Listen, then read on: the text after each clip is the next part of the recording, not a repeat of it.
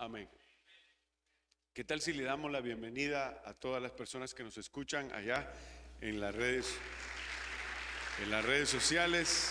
Fuerte el aplauso de bienvenida. Sean todos bienvenidos a este espacio de la palabra de Dios. Bueno, como ustedes saben, yo he procurado siempre tener una serie de mensajes. Y este mensaje nace porque a veces nosotros platicamos con personas que quieren conocer de Cristo y a veces nosotros les terminamos explicando lo que Cristo ha hecho en nuestra vida, ¿verdad? Cuando nos dicen, ¿y quién es Cristo? La respuesta nuestra no es que sea mala, pero contestamos siempre lo que Cristo ha hecho en nosotros. Entonces decimos, Él es mi Salvador. Decimos, Él es mi Señor, decimos, ¿verdad? ¿Es cierto? Él es, que hacemos canciones y decimos, Él es mi todo.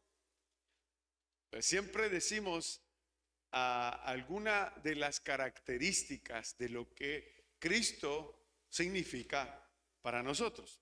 Y no es que eso sea malo, sino que nuestra expresión es de dar a conocer a Cristo por lo que Cristo ha hecho en nuestra vida. Pero la Biblia nos abre un poco más el panorama para que nosotros podamos conocer quién es Cristo. Colosenses capítulo 1, versículo 17 y 18. Dice la palabra de Dios así: y Él es antes de todas las cosas. ¿De quién está hablando? De Cristo. Y todas las cosas subsisten, y Él es, dice, la cabeza del cuerpo, que es ¿quién? La iglesia. Vamos recapitulando, ¿de qué estamos hablando? ¿Quién es Cristo? Él es antes que todas las cosas. Todas las cosas subsisten. Y Él es la cabeza ¿de quién? Del cuerpo que es la iglesia. El que es el principio, el primogénito de entre los muertos, para que en todo, dice, tenga, ¿cómo dice? ¿Cómo es la palabra esa? Preeminencia, que significa o quiere decir que Él toma el primer lugar en todo. Ese es Cristo. Y para tener más claridad de esto, Apocalipsis capítulo 1, versículo 8, afirma algunas de las cosas que dice Pablo a los colosenses. Dice, yo soy el alfa y la omega, el principio y el fin. El Señor es el que era y que ha de venir, el todopoderoso. Pero la pregunta sigue estando en nuestros corazones y en nuestra mente para tener una respuesta, ¿verdad? ¿Quién es Cristo? ¿Quién es Jesús? Esta pregunta se las hizo Jesús a sus discípulos mientras Él estaba con ellos. Y les decía, ¿quién dice la gente que soy? Yo no sé si usted se ha dado cuenta, pero si usted está dentro de las personas, por ejemplo, si estás dentro de una compañía, hoy en día hay una distinción entre los roles de las personas que conforman esa compañía. Usted dice, aquel tiene casco rojo, es encargado de mecánica. Yo estoy inventando, eso no es la regla, nada más estoy diciendo. La gente dice, aquel casco blanco es encargado de todo el personal. Entonces, cada persona tiene un rol y es conocida por las cosas que hace, por las responsabilidades que tiene, por los cargos administrativos que le han dado. Pero es el colmo que uno esté en una compañía y uno no sepa ni jota. Uno no sepa quién es aquel y uno no sabe, y este por qué anda disfrazado de casco rojo y la bata la tiene blanca. ¿A qué hora va a ser la fiesta? ¿Van a partirle la torta, el pastel a alguien? ¿Por qué está vestido así el hombre? ¿Está aquí en la iglesia, sí? Entonces, si usted se da cuenta, el ejemplo último, lo que estoy tratando de hacer es de que hay gente que no está viviendo en el contexto y que no entiende qué función y qué roles tiene cada persona. Mateo capítulo 16, versículo 13, dice así: viniendo Jesús a la región de Cesarea de Filipo, preguntó a sus discípulos diciendo: ¿quién dicen los hombres que es el Hijo del Hombre? Ellos dijeron, unos, lo vamos a decir así, unos dicen que eres Juan el Bautista, otros dicen que eres Elías y otros Jeremías o alguno de los profetas. Y el Señor les pregunta y le dice: ¿y vosotros quién decís que soy yo? Esto es una pregunta que pareciera que los discípulos, a pesar de estar con Cristo, no conocían quién era Cristo. Ahora voy a decirle otra cosa. A veces estamos tantos años en la iglesia, pero no sabemos quién realmente es Cristo. ¿Qué ha hecho Cristo? ¿Quién es Cristo? Siempre nos enfocamos en lo que Él hace, pero no sabemos en relación quién es Cristo, perdón. Y esa es la pregunta que el Señor le está haciendo a sus discípulos, porque han pasado tanto tiempo que lo que están escuchando los discípulos los pueden también pueden desviarse y pueden caer en la misma rutina, en las mismas palabras de lo que pasa en la sociedad. Por ejemplo, si creían que Jesús era un profeta, ellos también hubieran podido, lo repitieron y pudieran haber creído que Jesús era un profeta. ¿Está aquí la iglesia? Nosotros sabemos esto. Nosotros sabemos esto, porque por ejemplo, cuando fue la parte del COVID, ¿de qué se hablaba?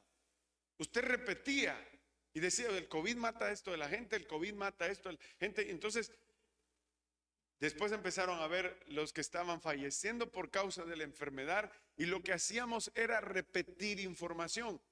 Está aquí la iglesia. Pero lo importante no es repetir la información, sino que nosotros tengamos la convicción de que realmente, ¿quién es Cristo?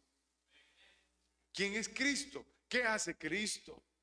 ¿Qué obras son las que Cristo hace?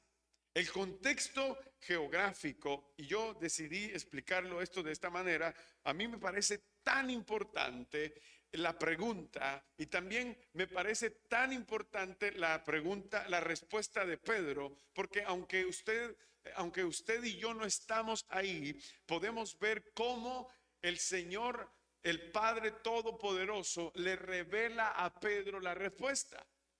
En el lugar en donde está, el lugar geográfico en donde está Jesús haciendo esta pregunta, es una ciudad que se llama Cesarea de Filipo, una ciudad pagana, una ciudad donde creían en muchos dioses. Esta respuesta es importante en este lugar porque en esta ciudad pagana donde celebran y hacen actividades para rendirle culto a diferentes entidades,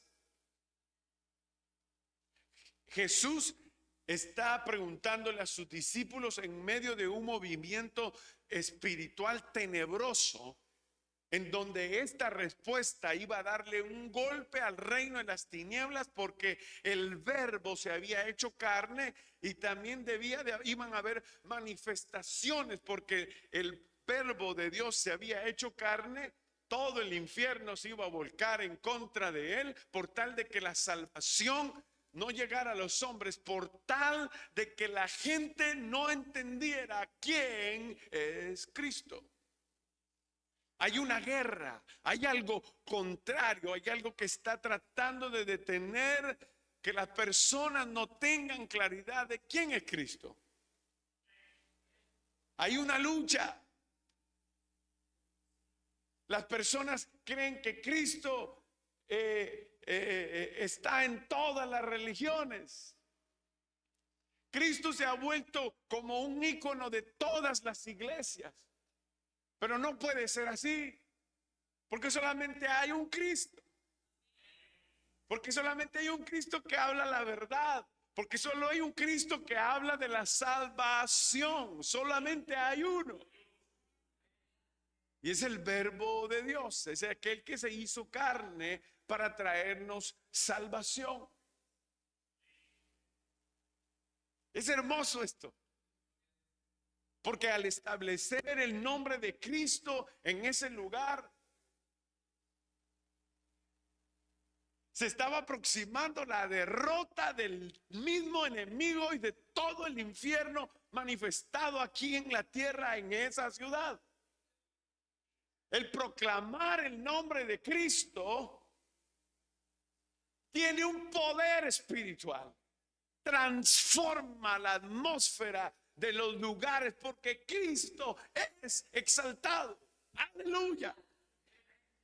Nuestra ciudad no es la misma de hace 5 años atrás.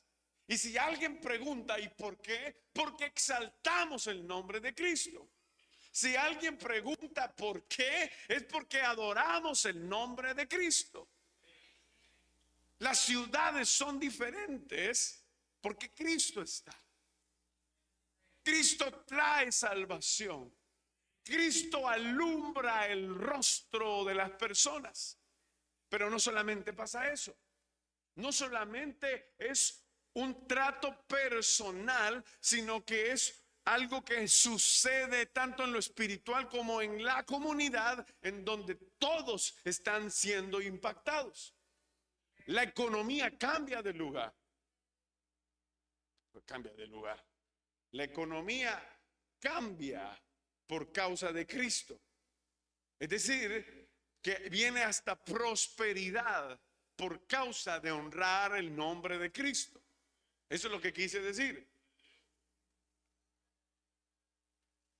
Hay más oportunidad porque Cristo está.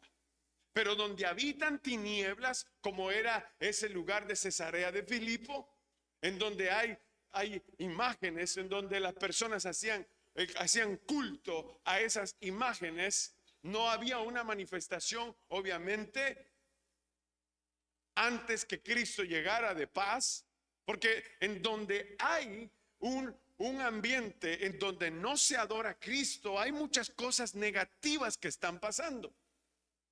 Por eso digo yo que es importante, según la historia, según lo que está pasando, en la pregunta que Jesús les está haciendo a sus discípulos.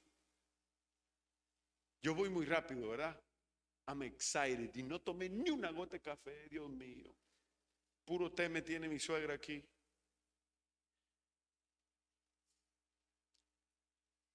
Entonces, es muy significativo y de mucha importancia por toda la presión de demonios que hay en el lugar, por todo lo que hacía. Cuando el enemigo, y escuche bien esto, porque usted debería de evaluar el ambiente que hay en su casa. Escuche bien. En su casa debe usted aprender a exaltar a Cristo. Porque si usted exalta a Cristo, la presencia de Dios está allí. ¿Qué sucede en esto? ¿Qué es lo que hay en un ambiente en donde no se está exaltando a Dios? Pueden haber pleitos, pueden haber envidias, hay tristeza, drogas, alcohol, prostitución, maltrato de una persona hacia otra persona. El ambiente es pesado en las ciudades en donde uno va de visita y uno puede darse cuenta que aquí como que hace falta algo. Sí, sabemos que es lo que hace falta, Lo que hace falta en las ciudades es de que esté Cristo. Eso es lo que hace falta. No entiendo por qué muchas personas son alérgicas. No entiendo por qué muchas personas el día del servicio no quieren estar en el servicio. Porque nacería otra pregunta por lo mismo que estamos diciendo en esta mañana. ¿Y qué te ha hecho Cristo? ¿Qué te ha hecho Cristo? ¿Por qué estás bravo vos con la iglesia? ¿Por qué no asistís a la iglesia? ¿Qué te ha hecho Cristo? Si lo que Cristo hace es hacerle un bien a la vida de las personas.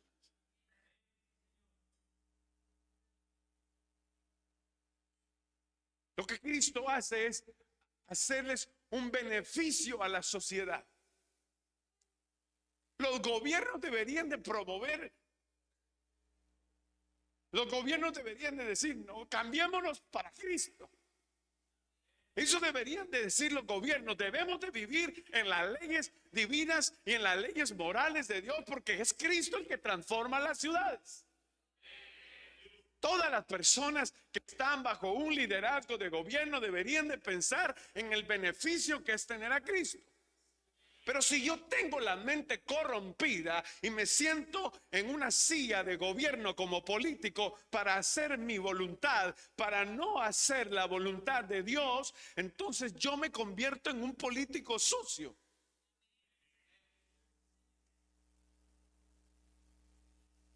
No sé qué me pasó. Ayúdame. Nosotros debemos de darle a conocer a las personas que realmente es Cristo. Y que la gente se dé cuenta que Cristo está en nosotros y que Cristo está en la ciudad, que Cristo está en la nación y que Cristo será llevado siempre a diferentes naciones, porque Cristo es la salvación. Aleluya. Cristo en griego significa, Cristo en griego, en hebreo, Mesías. Cristo en griego es ungido. En hebreo, Mesías, que significa también lo mismo, ungido. Ungido que fue aplicado particularmente a los reyes de Israel. Ya voy a explicarles eso. Que gobernaban en calidad de representantes de Jehová. Por eso es que se usaba el aceite. Aquí la iglesia se ungía. ¿Por qué? Porque era la representación del Espíritu Santo sobre esa persona. Por eso se usaba el aceite. Ahora ya no practicamos eso. ¿Por qué? Porque ahora ya está el Espíritu Santo. Como cantábamos el corito, ¿verdad? Antes se movía en las aguas, pero ahora, ¿verdad? Se está moviendo aquí. Lo tenemos en el corazón. Lo tenemos en todo nuestro ser. Él es el que nos da la capacidad de hablar el evangelio. Él es el que nos da la capacidad de testificar de Cristo. Él es el que nos recuerda la obra de Cristo. El Espíritu Santo vive en nosotros y está con nosotros, nos da de sus frutos. Podemos hablar porque son parte de los dones que Él da. No tenemos miedo al hablar. A algunos se nos va el miedo porque mientras estamos con el Espíritu de Dios, Él nos fortalece. Aleluya. Ya no está en el agua. Ya no está en el agua. Ahora Él está en el corazón.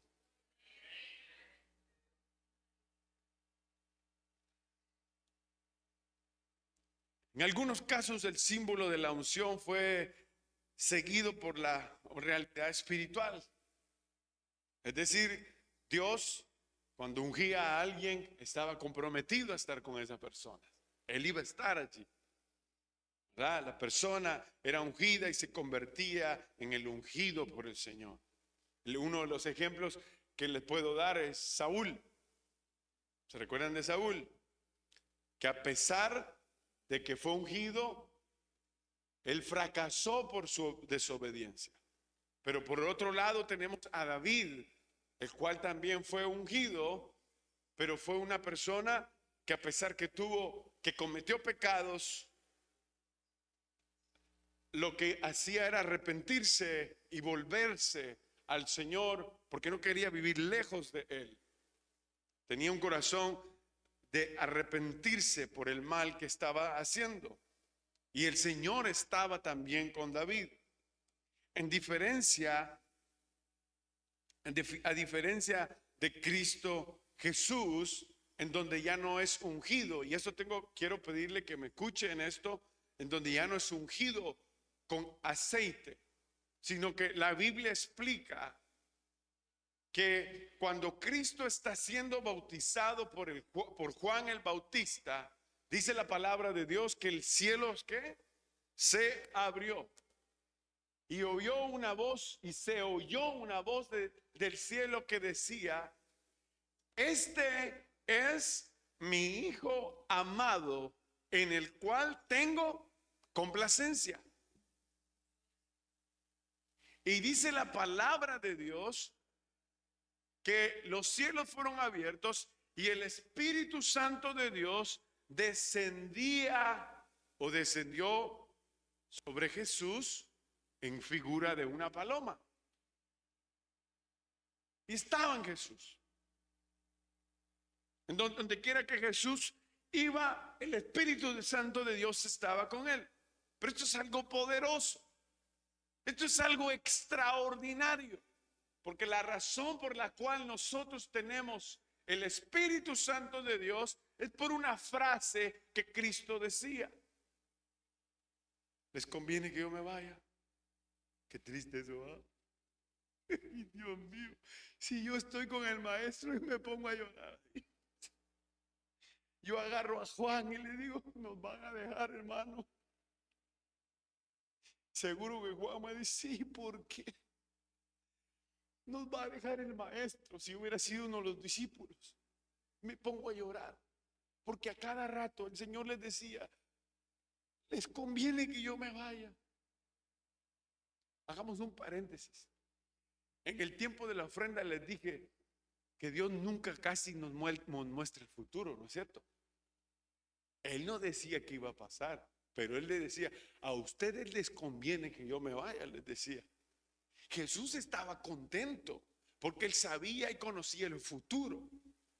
La manifestación del Espíritu Santo de Dios no radicaba en una persona, sino que ahora nosotros, al recibir a Cristo Jesús en el corazón, íbamos a tener al Espíritu Santo de Dios en nuestra vida.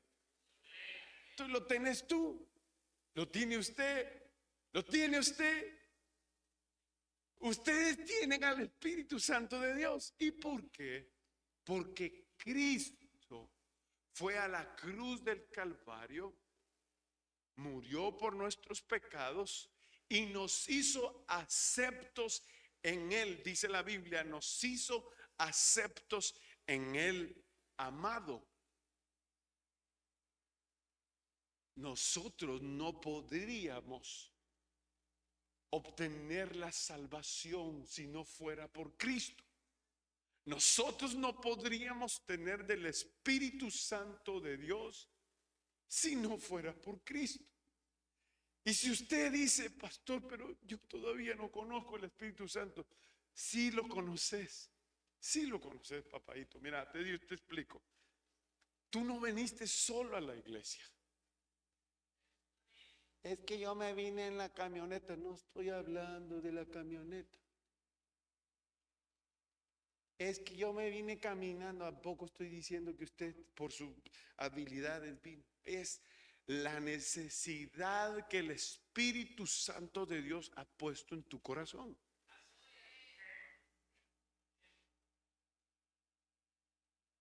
Y aquí casi la gente no se quiere ir de la iglesia, ¿va?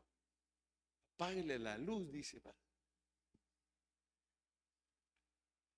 Pero eso es lindo, porque si usted se da cuenta, lo que hace el Espíritu Santo, ya vamos a ver eso en el futuro, es cómo el Espíritu Santo nos lleva a que nosotros glorifiquemos a Cristo. El centro es Cristo. El centro de la vida es Cristo. El primero es Cristo.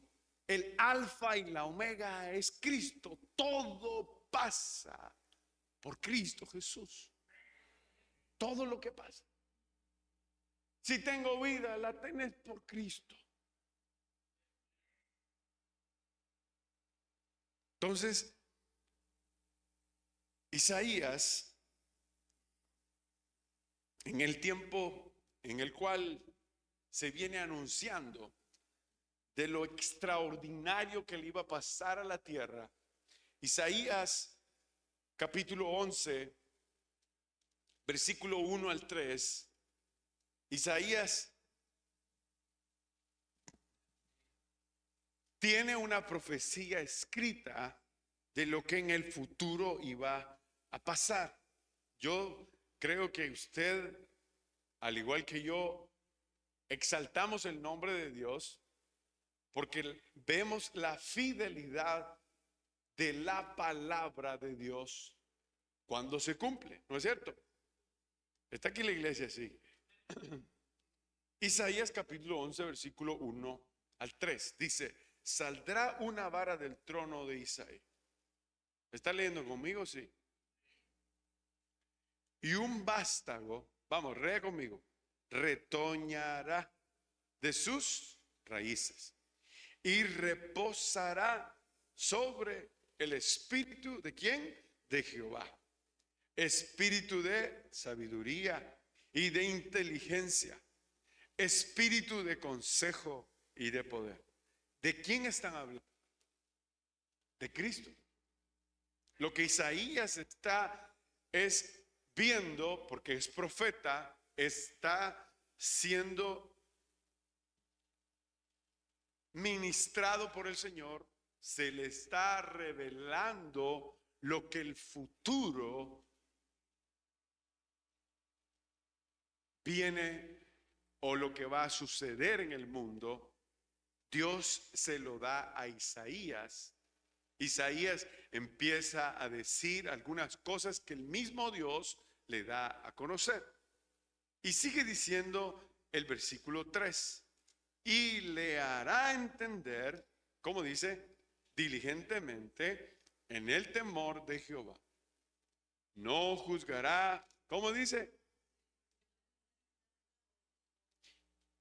Ni por lo que, mire, yo le pido un favor. Este verso, versículo 1 y 3, lo debería de tener en la refrigeradora, lo debería de tener pegado en su cama, lo debería de tener en algún lugar donde usted se recuerde siempre de lo que Cristo iba a venir a hacer. Dice: no juzgará según la vista de sus ojos, porque no es un hombre común y corriente. Los hombres miran las cosas a su parecer. Cristo mira lo que nadie puede ver. Cristo mira el corazón. El hombre puede decir: aquí no hay esperanza. Pero si Cristo mira con su mirada aguda que perfora el corazón, dirá: claro que hay esperanza. Esa es la diferencia. Sigue diciendo Isaías capítulo 9, versículo 6, que es casi, es el mismo profeta, está anunciando que Cristo va a venir. Dice el versículo 6, dice: porque un niño nos es nacido, hijo nos es dado, y el principado sobre su nombre, y se llamará su nombre como admirable. Vamos, léalo conmigo: consejero, Dios fuerte, Padre eterno, príncipe de paz. Lo dilatado de su imperio y la paz no tendrán, ¿cómo? Límite sobre el trono de David y sobre su reino, disponiéndolo y confirmándolo en juicio y en qué más, justicia, desde ahora y para siempre. El celo de Jehová de los ejércitos hará esto. Jesús no fue ungido por un profeta para afirmar su llamado.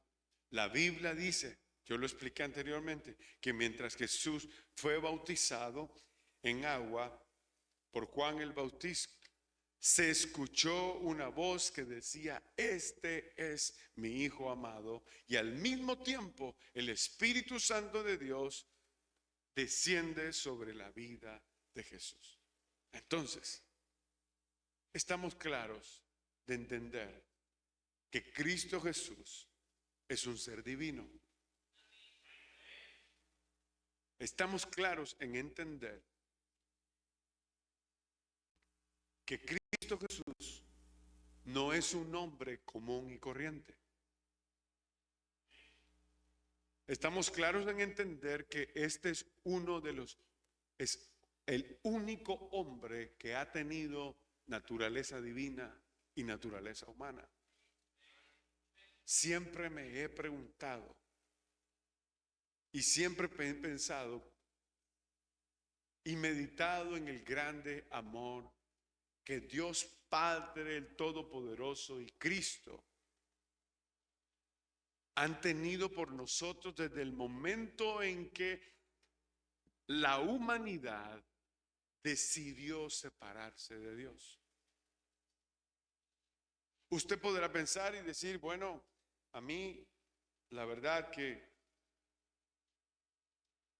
la abuela me llevaba a la iglesia. La verdad que a mi casa pudiera decir alguien más.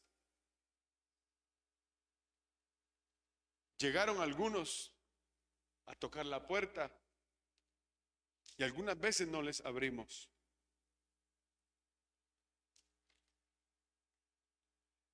Otros podrían decir: yo sí escuché que mis amigos hablaron acerca de Cristo, pero la verdad nunca puse tanto interés en buscar de Cristo. Todos, de alguna manera, hemos tenido la oportunidad de saber quién es Cristo, pero muchos le hemos cerrado no solo la puerta de la casa, sino que le hemos cerrado la puerta del corazón. Si vemos todas las cosas que Cristo Jesús ha hecho, nos sorprenderíamos. Pasaríamos horas escuchando, testificando de lo que Dios ha hecho en nuestra vida. Estoy seguro que alguno diría: yo tenía una vida así, pero ahora tengo una vida de esta manera porque Cristo me salvó. Estaríamos hablando de la obra que Cristo ha hecho en nuestras vidas.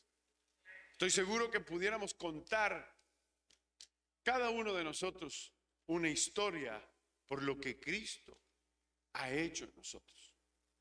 La pregunta que nos debemos de hacer es: ¿qué nos ha hecho de malo Cristo? ¿Por qué me resisto? ¿Por qué me he resistido a Cristo? La pregunta que deberíamos de hacernos es meditar: pero si Cristo realmente le ha hecho un bien a la sociedad. Cristo no vino a dividir a nadie. Cristo tampoco vino a pelear. Cristo no vino a defender a un pueblo. Cristo escogió un pueblo para que de ese pueblo se diera a conocer su nombre y se oyera a conocer de lo que Cristo hacía. En otras palabras, de la obra de Cristo. Sin embargo, al igual que ese pueblo, hay muchas personas dentro y fuera de la iglesia que todavía no conocemos quién es Cristo. Nosotros podemos investigar, pasar tiempo más en la palabra de Dios. Por ejemplo, usted debería de leer de en año o de en semana, debería de escoger un libro, un evangelio para conocer más de Cristo. Debería de leer Juan, debería de leer los evangelios, Marcos, Mateo y Lucas. Debería de estar enterado usted acerca de lo que Cristo ha hecho para realmente también conocer no solamente las obras, sino conocer de Cristo. Que cuando nosotros nos encontremos con personas que nos hagan la pregunta de quién es Cristo, nosotros tengamos en memoria los versículos y le contemos a los demás lo que la palabra decía a través del profeta Isaías. Le digamos a los demás, es que Cristo fue profetizado mucho antes que Él viniera. Es que Cristo tiene sentido en nuestra vida porque Él es el primero, como lo dice Colosenses, como lo dice Apocalipsis. Él es el alfa y la omega. La invitación que quiero hacerle el día de hoy es que usted se pregunte, ¿conozco yo a Cristo? O quizás usted podría preguntarse, ¿qué de malo tiene invitar a Cristo a mi corazón? Si todo lo que Cristo ha hecho ha sido bueno. Es el momento que nosotros recapacitemos y volvamos nuestro corazón a aquel que nos dio la vida. Amén. Es aquel que es el momento en que nosotros ya no cerremos la puerta del corazón, sino que le demos la oportunidad a que Cristo viva en nosotros. Quiero terminar allá primero. Cristo no nos ha hecho nada malo y tampoco ha venido a dividirnos. Yo quiero hacerle la invitación a usted. Regularmente las personas están siempre afligidas cuando buscan de Dios porque necesitan una respuesta, necesitan una solución y dicen, iré a la iglesia, y bien, una buena decisión has tomado. Pero Cristo puede sanar tu cuerpo, Cristo puede bendecir tu vida, pero lo que tú más necesitas es la salvación que Cristo ofrece. Porque con la salvación tendrás por siempre y para siempre vida eterna.